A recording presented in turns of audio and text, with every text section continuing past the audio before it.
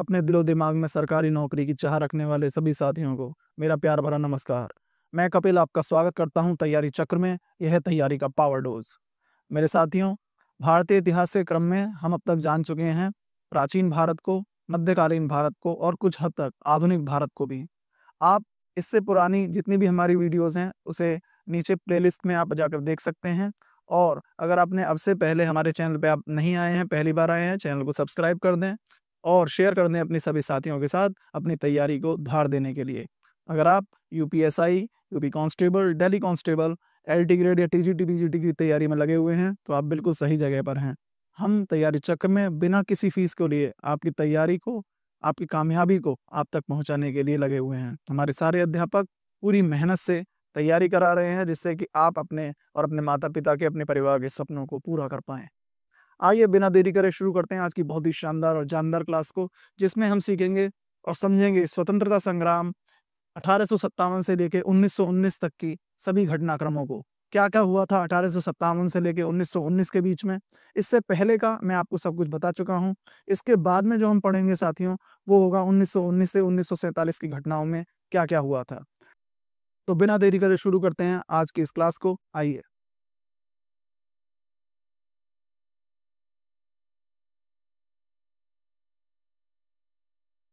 सबसे पहले हम देखेंगे 1857 का विद्रोह जो था उसके क्या कारण थे। 1857 के विद्रोह को आजादी की पहली लड़ाई भी कहते हैं।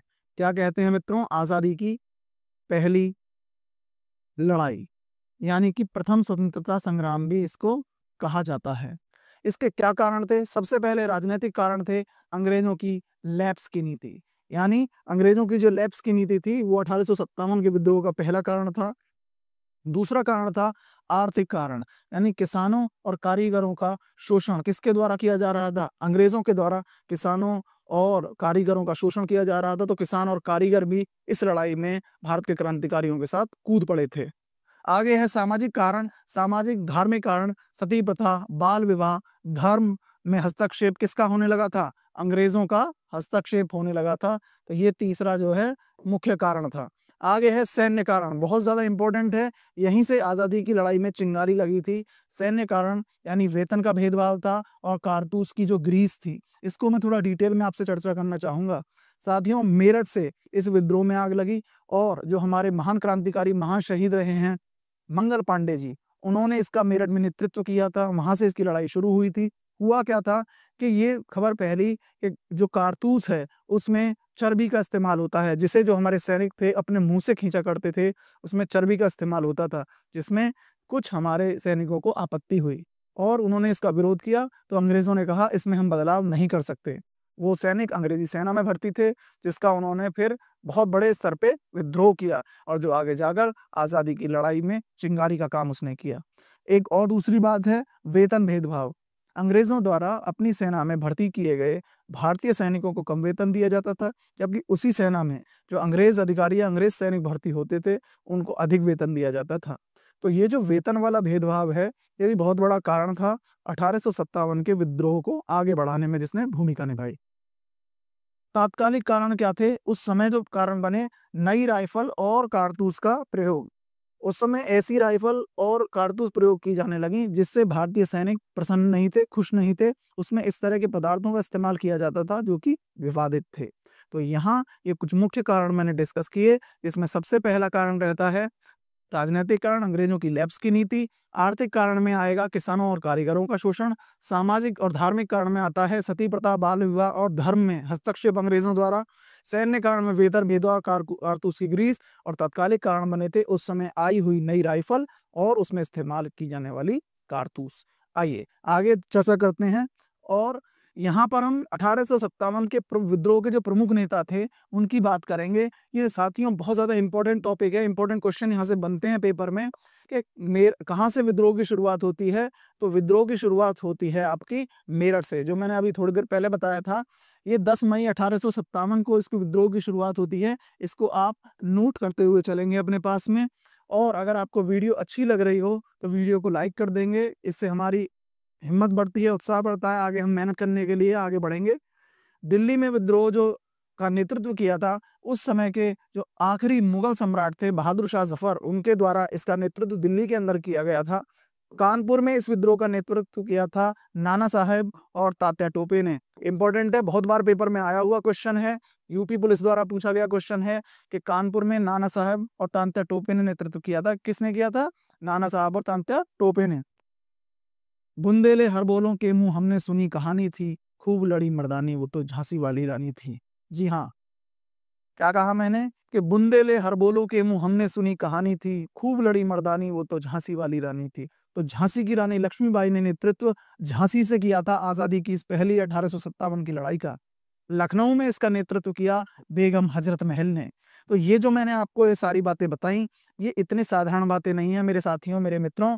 इसको आप, अगर आप चाहते हैं आपकी नौकरी आपके हाथों में आए, वो सपने जो आपने आपके माता पिता आपके परिवार ने देखे हैं वो पूरे हों, तो इस समय घुटने गाड़ कर लग जाइए। ये तैयारी पॉइंट टू पॉइंट कराई जा रही है, इसमें बहुत डिटेल्स हम नहीं लेके चल रहे, लंबी क्लासेस का समय नहीं है क्या मैं बहुत डिटेल में बताऊं। प्रश्न वही आएंगे जो मैं आपको बता रहा हूं, मैं आपको दे सकता हूं गारंटी, क्योंकि ये तैयारी का पावर डोज है।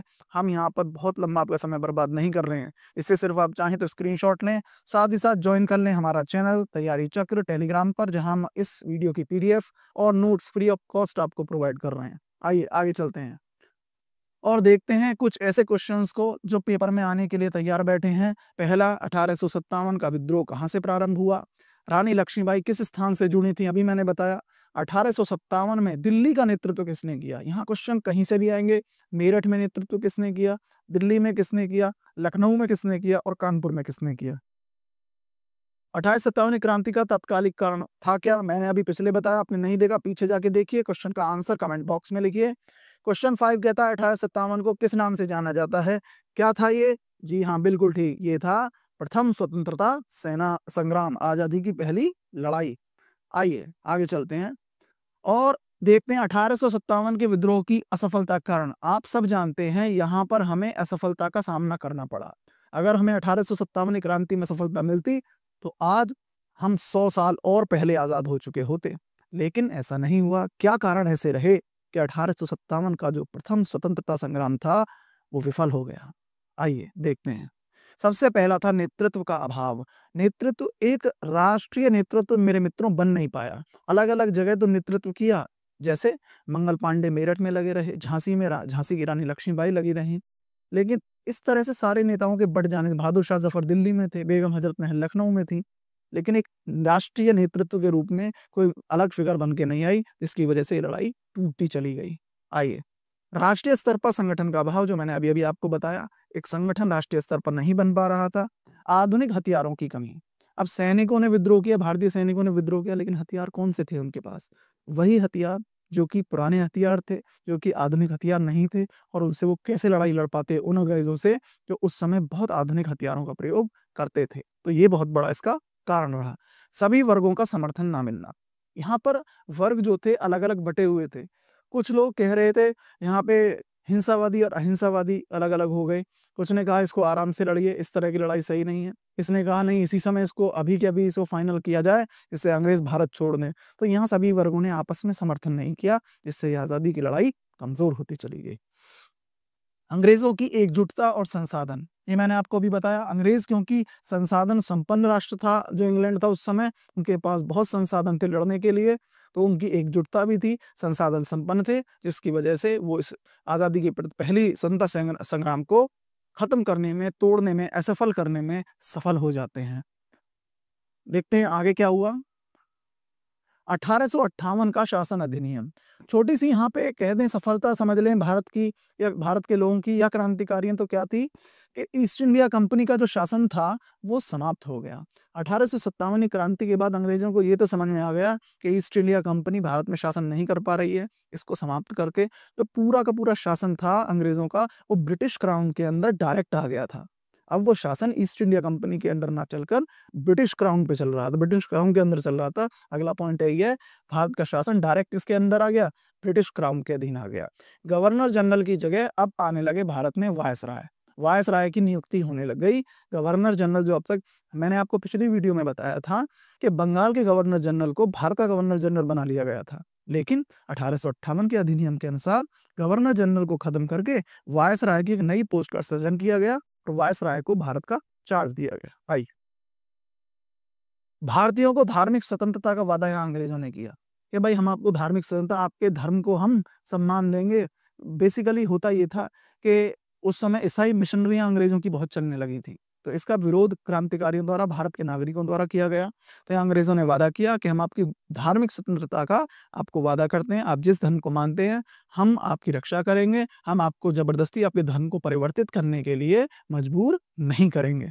आइए, भारतीय रियासतों को सुरक्षित रखा गया। जो भारतीय रियासतें थी, अंग्रेजों ने कहा हम उन्हें मर्ज नहीं करेंगे, मिलाएंगे नहीं, जो आपकी रियासतें जैसी हैं उनको ऐसे ही रखेंगे। तो यहाँ पर अंग्रेजों द्वारा ये भी 1958 के शासन अधिनियम में जिक्र किया गया। आइए जी, बहुत इंपॉर्टेंट, मोस्ट इंपॉर्टेंट घटना है, इसको ध्यान रखेंगे, लिख के रखेंगे, अपने पास नोट करते चलेंगे। भारतीय राष्ट्रीय कांग्रेस की स्थापना 1885 में स्थापना की जाती है। एओ ह्यूम भारतीय नहीं थे, फिर भी इन्होंने स्थापना की भारत के बारे में सोचकर। पहला अधिवेशन होता है बंबई में। देखिए, भारतीय राष्ट्रीय कांग्रेस के अधिवेशन साल दर साल होते रहे। मैं बहुत जल्द इसके मुख्य अधिवेशन जो हुए थे उनके बारे में एक वीडियो आपको कल परसों में दे दूंगा। इससे आपके लिए पेपर के लिए और इम्पोर्टेंट टॉपिक मिल जाएगा, उसे आप याद करेंगे, तैयार कर लेंगे। तो पहला अधिवेशन कहाँ होता है? बंबई में होता है। इंपॉर्टेंट बात है, नोट करेंगे अपने पास। और इसकी अध्यक्षता कौन करते हैं? WC बनर्जी। मित्रों, बहुत ये क्वेश्चन आ जाता है कि ये अध्यक्षता जो है किसने की पहले अधिवेशन की, और पहला अधिवेशन हुआ कहाँ, ये भी आ जाता है। तो ये बात आप ध्यान रखेंगे, नोट करते हुए चलेंगे। उद्देश्य क्या था? भारतीयों को प्रशासन में भागीदारी। अब इसे किसका उद्देश्य था? भारतीय राष्ट्रीय कांग्रेस का। ये भारतीयों के लिए बनी थी। एक ऐसा संगठन तैयार किया जाए जो अंग्रेजों से बैठकर टेबल पर मुकाबला कर सके, बात कर सके, भारतीयों का प्रतिनिधित्व कर सके। तो यहाँ पर प्रशासन में भागीदारी की बात भी इन्होंने की। इसके प्रारंभिक नेता कौन थे? दादा भाई नौरोजी और गोपाल कृष्ण गोखले इसके प्रारंभिक नेता थे। किसके नेता थे? भारतीय राष्ट्रीय कांग्रेस के। मॉडरेट यानी नरमपंथी नीति का समर्थन इन्होंने किया था। ये नरमपंथी नीति का समर्थन करते थे कि हमें गरम दल में नहीं जाना, लड़ाइयाँ अभी नहीं करनी, बहुत आराम से बातचीत से हल निकालने की कोशिश करनी है। तो ये नरमपंथी बातों का समर्थन करते थे। आगे देखते हैं, उग्र राष्ट्रवादी था। जिस प्रकार वो नरमपंथी मॉडरेट की बात करते थे, उसी समय हमारे भारत में उग्र राष्ट्रवादी नेता भी थे।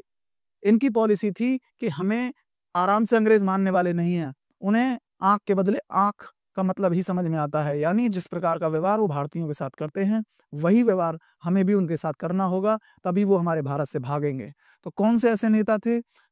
बहुत इंपॉर्टेंट नेता थे जिनका नाम था बाल गंगाधर तिलक। उन्होंने क्या नारा दिया? यहाँ इसको आप नोट कर लेंगे, स्वराज मेरा जन्मसिद्ध अधिकार है। ये नारा उन्होंने दिया था। किसने? बाल गंगाधर तिलक ने। आगे हैं लाला लाजपत राय, जिनको क्या कहा गया? पंजाब केसरी कहा गया। तीसरे हैं बिपिन चंद्र पाल, इनको बंगाल टाइगर कहा गया। इंपॉर्टेंट बातें हैं, ये छोटे छोटे क्वेश्चन लग रहे हैं, लेकिन इतने इंपॉर्टेंट मैंने लग रही कोशिश की है आपके लिए कि जिससे आपके पेपर को धार मिल सके और पॉइंट टू पॉइंट बातें आपकी समझ में आ सकें। यही बाल गंगाधर तिलक, लाला लाजपत राय, बिपिन चंद्र पाल को लाल बाल पाल कहा गया। यहाँ से क्वेश्चन 10 बार कम से कम पिछले पेपर में पूछा गया, लाल बाल पाल के बारे में बताइए कौन थे वो। आइए, क्रांतिकारी गतिविधियों का समर्थन इन्होंने किया। इन्होंने वही कहा कि क्रांति से ही आजादी आ सकती है, ऐसे आजादी नहीं आएगी। अब बात करते हैं बंगाल विभाजन और स्वदेशी आंदोलन 1905 की। स्वदेशी आंदोलन 1905 में लॉर्ड कर्जन द्वारा बंगाल का विभाजन किया गया। इंपॉर्टेंट है, लिखेंगे अपने पास कि बंगाल का विभाजन कब किया गया? 1905 में लॉर्ड कर्जन द्वारा।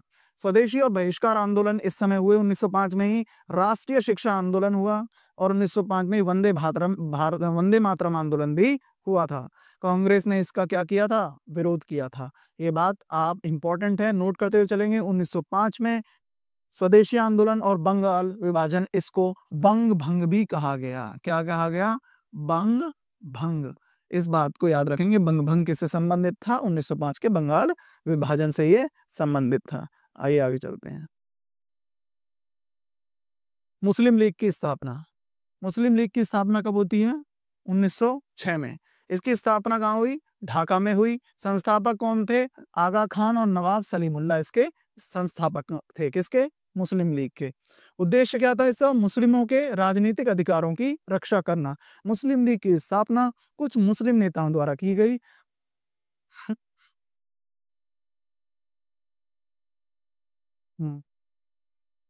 मुस्लिम लीग की स्थापना कुछ मुस्लिम नेताओं द्वारा की गई, जिनका लक्ष्य था कि मुस्लिम जो थे उनको राजनीतिक अधिकारों की उनकी रक्षा की जाए, उन्हें राजनीतिक प्रतिनिधित्व भी प्रदान किया जाए।